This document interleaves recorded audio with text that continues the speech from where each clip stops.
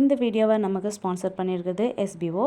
நீங்களும் உங்களோட ஃப்ரீ டைமாக மணி ஏர்ன் பண்ணுற டைமாக ஆக்கணும்னா ஸ்க்ரீனில் தெரியுதா இந்த நம்பருக்கு வாட்ஸ்அப் பண்ணி உங்களோட டிஜிட்டல் ஜேர்னியை ஸ்டார்ட் பண்ணுங்கள். ஸ்கிப் பண்ணாதீங்க, பெரிய தப்பு. தினம் 300 ரூபாய் சம்பாதிக்க அரிய வாய்ப்பு. இன்ஸ்டாகிராம், ஃபேஸ்புக் பயன்படுத்த தெரிந்தால் போதும். Content post and content publishing மூலமா தினம் 300 ரூபாய் சம்பாதிக்கலாம். இந்த வேலை செய்ய 5 நிமிடம் போதும். Work training support, group communication support, all language customer live chat support, முக்கியமா சொந்தமா ஒரு பிசினஸ் ஸ்டார்ட் பண்ற அளவுக்கு உங்களால கற்றுக்கொள்ளவும் முடியும், சம்பாதிக்கவும் முடியும். இந்த வேலை வாய்ப்பு வழங்குவது 5 வருடத்திற்கு மேல ரன் ஆகிட்டு இருக்க நம்ம தமிழ்நாட்டு company school of business organisation private limited. மேலும் விவரங்களுக்கு டிஸ்கிரிப்ஷன்ல கொடுத்திருக்க நம்பருக்கு வாட்ஸ்அப் பண்ணுங்க.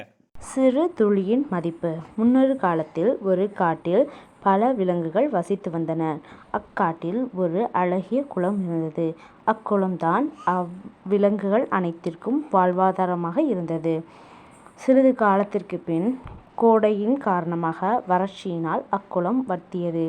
ஒரு சிறு குருவி, இறைவா, இக்குளத்தை நம்பிதானே எங்களது வாழ்க்கை இருக்கிறது. இது வற்றிவிட்டால் நாங்கள் என்ன செய்வது? சரி, என்னால் என்ற முயற்சியை நான் செய்கிறேன் அப்படின்னு சொல்லிட்டு ஓடிப்போய் பக்கத்தில் இருந்த ஒரு இடத்துல இருந்து கொஞ்சம் நீர் எடுத்து கொண்டு வந்து அக்குளத்தில் ஊற்ற ஆரம்பிச்சிச்சு.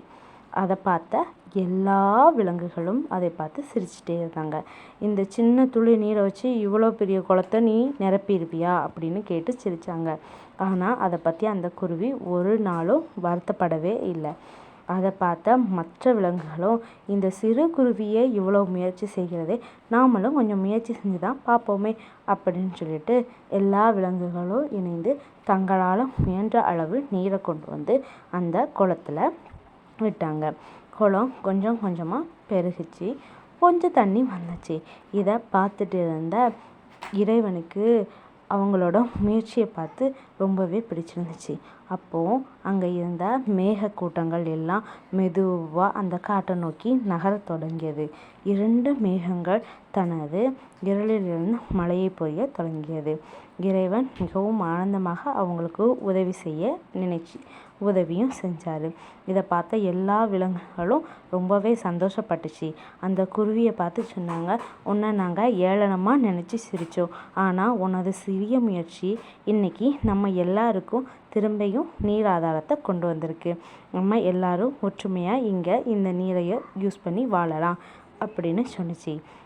இதில் இருந்து நாம் கற்றுக்க வேண்டிய விஷயம் ஒன்றே ஒன்று தான்.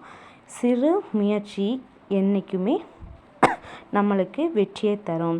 முயற்சி சிறியதாக இருந்தாலும் பரவாயில்ல, முயற்சி மட்டும்தான் நமக்கு முக்கியம். இப்போது அந்த குருவி அந்த காட்டில் உள்ள எல்லா விலங்குகளுக்கும் தலைவராகவே ஆகிடுச்சு. ஏன்னா எப்போவுமே மனம் தளராமல் முயற்சி பண்ணின அந்த குருவி சின்ன குருவியாக இருந்தாலும் அது எல்லாரையோடையும் பெரியதாக ஆயிடுச்சு. அதனால் சின்ன ஹெல்ப்பு, அப்புறம் எல்லாரோடையும் அன்பாக இருக்கிறது, அது கடவுள்கிட்ட நம்மளுக்கு நல்ல ஒரு இதை ஏற்படுத்தி தரும். ஸோ தேங்க்யூ இந்த கதையை இன்றைக்கி நீங்கள் கேட்டதுக்கு. இனி ஒரு பதிவில் வேறு ஒரு நல்ல அழகிய கதையோடையோ கவிதையோடையோ இல்லை எனக்கு பிடிச்ச வேறு ஒரு நல்ல டாப்பிக்கில் உங்களை நான் சந்திக்கிறேன்.